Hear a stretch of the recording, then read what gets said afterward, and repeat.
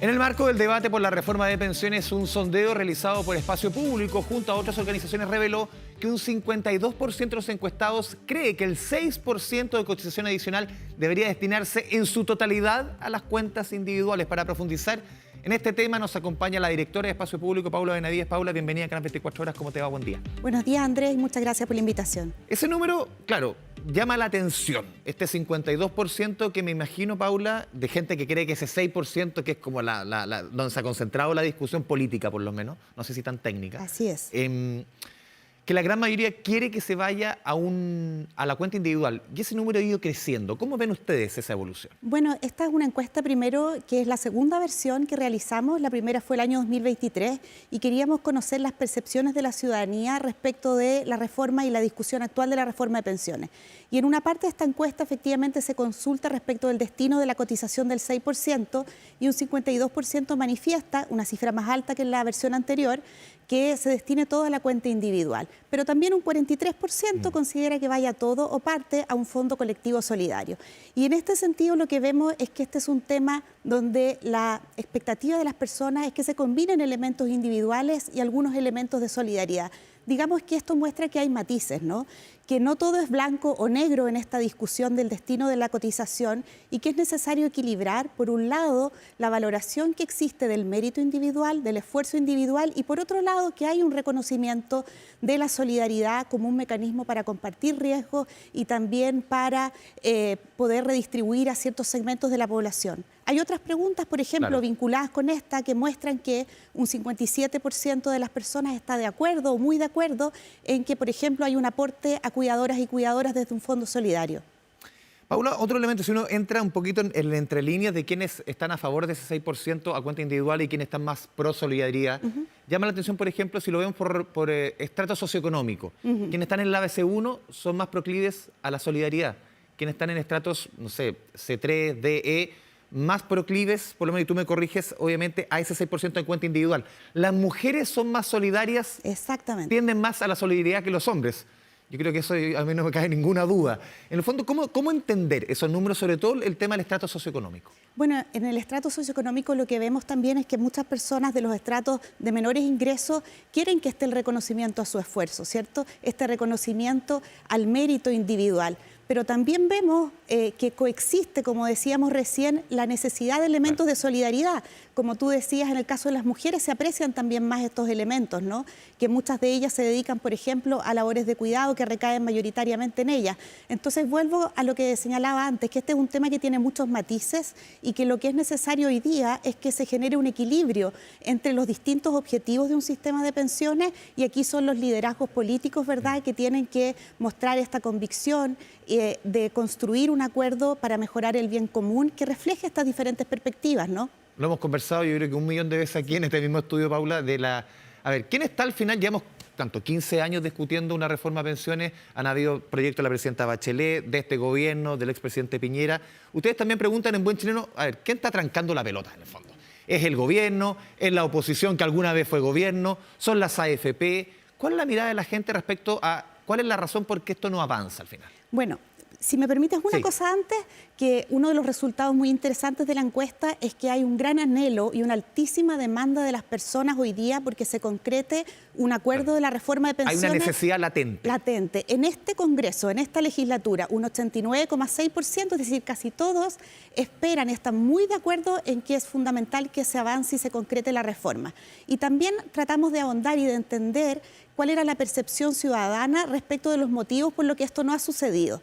Y ahí yo destacaría dos elementos. Por un lado, que la mayoría de las menciones se concentra en responsabilidades políticas. Un 22% en falta de liderazgos que empujen los acuerdos. Un 16% se concentra en el rol de la oposición, un 14% en el rol del gobierno. Si sumamos esto, son 52% de las menciones concentradas en responsabilidades políticas, en esta ausencia de liderazgos políticos en general que promuevan acuerdos para mejorar el bien común. Y también destaca ahí que un 29% de las menciones señala, ¿verdad?, la presencia de las AFP con un rol activo, ¿verdad?, para mantener las cosas tal como están hoy. A ver, con la mirada un poco también mirando este estudio, Paula, y también un poco en el retrovisor. Yo recuerdo hace 8 años surge con fuerza este movimiento No Más AFP. Yo creo que es el momento en que más se releva como primera discusión sí o sí el tema de pensiones. En ese minuto se apuntaba mucho al rol de las AFP, que son las grandes causantes, la razón ahí está de las malas pensiones en Chile. ¿Ese juicio ha ido cambiando, sientes tú? Yo siento por lo menos a razón de esta encuesta que para las personas aquí como que la razón de las malas pensiones, de la mala discusión política es multicausal. No solamente hay un solo culpable. ¿Cómo lo ves tú? Bueno, lo que se identifican son estos dos grandes elementos, ¿no? La ciudadanía está viendo esta falta de liderazgos políticos que muchas veces se bloquean las reformas cuando son de la coalición opuesta, claro, sin valorar los elementos que pueden permitir avanzar en el bien común, pero también está esta percepción y se observa que los grupos de interés están presentes en el debate, en la discusión, ¿verdad? Y que su actitud, digamos, no ha sido tanto de apoyar ciertos cambios, sino más bien de mantener las cosas, el statu quo como está. Sí, lo hemos visto, por ejemplo, en las campañas, sobre todo a través de medios de comunicación, que ese 6% sigue manteniéndose en el mismo lugar donde se mantiene. O sea, en el fondo, exacto, también una ve una discusión activa de parte de las AFP, que no sé si debiesen tener ellos un espacio en medios de comunicación, porque su rol es otro, en el fondo, ¿no? Bueno, yo creo que aquí es importante que haya transparencia en eso, porque cuando hay un rol muy activo, lo fundamental es que haya transparencia y se entienda que son posiciones que vienen desde grupos de interés en el debate, ¿no? Paula, ¿cómo ves el momento? ¿Cómo ves este momento? Lo conversamos en la previa, antes que entrar a esta entrevista, uno siente que después de tantas veces, uno siente que este es, no sé si el momento, porque ya hemos tenido varios momentos importantes, pero este es como que si no avanzamos ahora en este gobierno, no va a pasar esta reforma. Bueno, yo coincido en que este es un momento decisivo para la reforma de pensiones. Como decíamos antes, tenemos un gran anhelo, una demanda ciudadana porque se concrete esta reforma en el actual Congreso. También vemos que hay un clamor de la ciudadanía por liderazgos políticos que promuevan estos acuerdos en pos del bien común y tenemos una noticia buena que tuvimos en agosto, que fue este protocolo de tramitación de la reforma que se ha estado llevando adelante, pero lo importante ahora es que eso se cumpla, ¿no? Este protocolo comprometía el despacho de la reforma del Senado en enero del 2025 y lo fundamental en este momento clave es que se haga eco de este anhelo de la ciudadanía, de que se concrete la reforma, del clamor porque surjan estos liderazgos políticos y que en definitiva se logre concretar la reforma y cumplir el protocolo. ¿Tú crees que será probable? ¿Sea posible, perdón? Yo sí creo que es posible, que estamos en un momento clave y se necesita generosidad de todas las partes para poder avanzar en una reforma que es urgente, evidentemente. Porque uno ve, por ejemplo, la propuesta del gobierno cambió considerablemente respecto a lo que era originalmente. Las cuentas nacionales, dónde va ese 6%. Pero uno ve del otro lado, Paula, sobre todo de la derecha, que no se han movido de ese 6%. Ellos dicen, es lo que la gente, y uno podría decir, claro, la encuesta dice eso. ¿Hay que hacer siempre lo que la encuesta dice?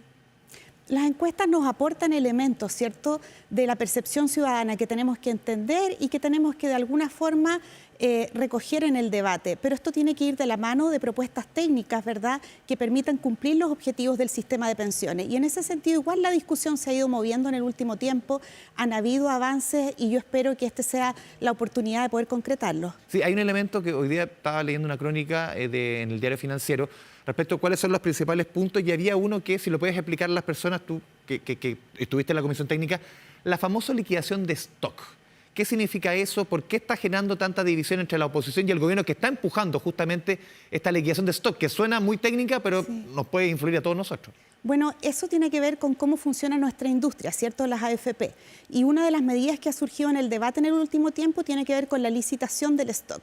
¿Qué significa esto? Que quienes estamos en una AFP podamos ser trasladados, ¿verdad?, o movidos a una AFP que tenga un menor precio, que un porcentaje de los afiliados antiguos sea cambiado a una AFP de menor. Como ocurre ahora con los nuevos, que hay una licitación con los nuevos. Exactamente. Bueno, y en la encuesta consultamos respecto de esto a las personas para ver cuál era la percepción y se les consultó si estarían de acuerdo en ser cambiados a una AFP con un menor precio, en la medida de mantener siempre la posibilidad de cambiarse después a otra AFP.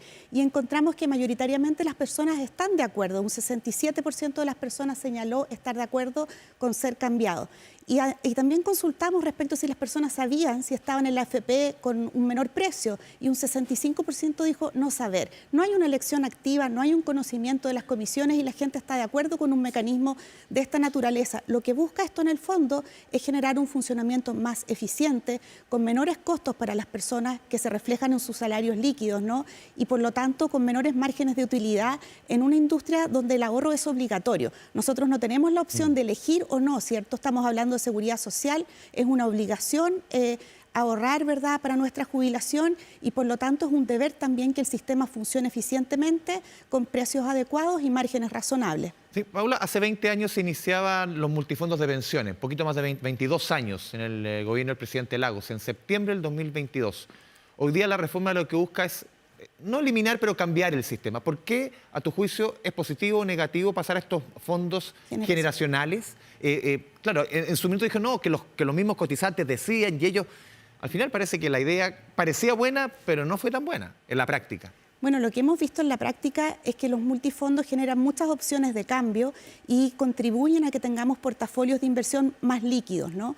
Y en general vemos en la experiencia internacional que se están utilizando estos fondos generacionales, donde nosotros somos asignados a un fondo de acuerdo a nuestra edad, y nos mantenemos en ese fondo a lo largo de la vida, y el fondo solo va cambiando su composición entre renta fija y renta variable. No estoy en un fondo A, B, C o D. No, va cambiando de acuerdo a mi edad. En el fondo de acuerdo a mi generación. Y ese fondo, mientras yo soy más joven, tiene más renta variable, y a medida que vamos envejeciendo va teniendo más renta fija, es decir, va teniendo un perfil que se ajusta a la edad del afiliado. Entonces, en general, esto ha sido discutido ya en la discusión ad referéndum que se está dando en la Comisión de Trabajo, y ha tenido también una opinión favorable en el Parlamento. También estaba viendo ayer las cifras de las super de pensiones, Paula, respecto a los 159.000 jubilados, ese es el número exacto, del último año. Los hombres en promedio acumularon 52 millones de pesos, las mujeres en promedio 23 millones de pesos. Claro, la pensión de los hombres sin PGU 280.000 pesos, las mujeres 110.000. Uno dice, claro, son pensiones que nadie vive con esa plata. Pero uno ve lo que la gente ha acumulado en su vida laboral. 52 millones los hombres, 23 millones las mujeres. ¿Dónde está el problema entonces? En el fondo, aquí, ahí uno ve que el problema es multifactorial, ¿o no? Absolutamente. Sabemos, bueno, dos cosas a partir de la cifra que tú mencionas. Uno, lo bajas que son las pensiones, claro, y eso tiene que ver con que ahorramos poco. Aquí es necesario incrementar el ahorro previsional. Eso tiene que ver con las densidades de cotizaciones, por ejemplo. Ahí hay mecanismos importantes que se están discutiendo, cómo facilitar la cotización de los independientes, porque muchas veces transitamos en nuestra vida como trabajadores dependientes, trabajadores independientes, entonces fortalecer el ahorro previsional. Y lo otro, lo que tú mencionas, son las brechas de género, ¿no?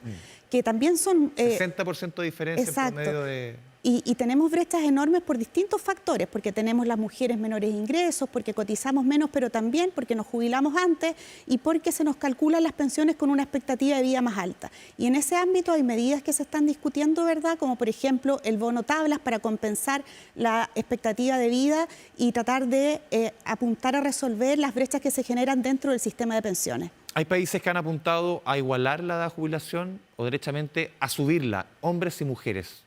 Tú, desde el lado técnico, ¿es una decisión correcta? Desde el lado político, ¿es una decisión posible? Bueno, es una decisión correcta porque tenemos las edades de jubilación que nosotros tenemos, vienen desde el origen del sistema. Claro, 40 años. Hace 40 años, y tenemos aumentos muy importantes en la edad de jubilación, perdón, en la expectativa de vida. Y por lo tanto es un desafío que hay que encarar.